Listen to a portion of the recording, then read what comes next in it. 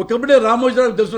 రామోజీరావు అన్నాడు ఒకసారి నాతో, కృష్ణమురళి నేను చిరంజీవిని పిలిచాను, అల్లు అరవింద్ని పిలిచాను, ఎందుకంటే ఇప్పుడు వైఎస్ఆర్ కనుక ఒక్కడే నిలబడ్డాడంటే చంద్రబాబు గెలవలేడు, అందుకని చంద్రబాబుని చిరంజీవిని కలిపి వైఎస్ఆర్ ఉడిద్దామన్నాడు.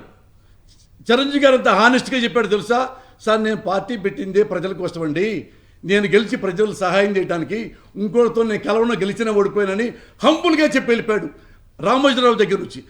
ఆ రోజు నుంచి ఈ రామోజీరావు, ఆ రోజు నుంచి ఈ చంద్రబాబు పాప చిరంజీవిని ఎన్ని తిట్టారంటే పార్టీ ఓడిపోయేదాకా. ఇవన్నీ పవన్ కళ్యాణ్ తెలీదా? మీరు కనుక కాపులకు ఓటేస్తే మన కమ్మాళ్ళని చంపేస్తారు, ఇదే గొడవ కదా, నేనే సాక్షి, దానికి దరిద్రం అన్నిటికీ నేనే సాక్షిని. చిల్లరపేటలో అందరూ ఆడామే, మాజీ ఎక్స్ మన మున్సిపల్ గారు అమ్మగారు పెద్ద అమ్మ, నాకు ఓటేవంటే కృష్ణమురళి నువ్వు కమ్మోడే మంచోడివే కానీ ఎక్కేయం, నువ్వు కాపుల పార్టీలో నుంచున్నావు, కాపులకు ఓటైతే ఆ కమ్మాళ్ళను బతకనీరంట అని వదిగో సెల్ ఫోన్ చూపిస్తుందయ్యా.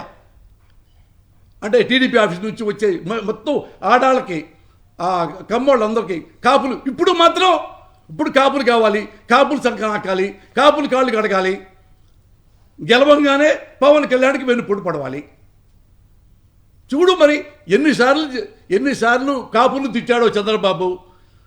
కాపు లీడర్ని పెద్ద ఆశాజ్యోతి పాప రంగాన్ని చంపాడు, అయినా మళ్ళా కాపులు ఓట్లు కావాలంటే ఉంటే నిజాయితీగా ఉండి ఓడిపోయినా. మొన్నటిదాకా కాపులను కొట్టించావు, కాపులను అరెస్ట్ చేయించావు, ఆ ముద్రగాడు గారిని అరెస్ట్ చేయించావు, ఇటు ఆడవాళ్ళని అవమానించాడు, వీడికి వచ్చి మళ్ళీ కాపులు కావాలంట. ఈ కాపులు ఎట్లా ఓటేస్తారో నాకు అర్థం కాల. రంగా గారిని చంపిన వాడికి ఓటేస్తారా అంటే? ఇప్పుడు వాలంటీర్ ఉంది, వాలంటీర్లో కాపు ఆడపడుచు లేరా, వాళ్ళు కూడా దొంగలేనా? ఇది పవన్ కళ్యాణ్ చెప్పాలి, రామోజీరావు చెప్పాలి. తూ లేదు, మన కమాండ్ ఓట్లు కాపుల ఓట్లు మాకు కావాలి కాబట్టి కాపులు ఆడవాళ్ళని క్షమించాం, మిగతా క్యాస్ట్ వాళ్ళే అందాం. ఈ కాపుల ఓట్లు కావాలి కదా. అప్పుడు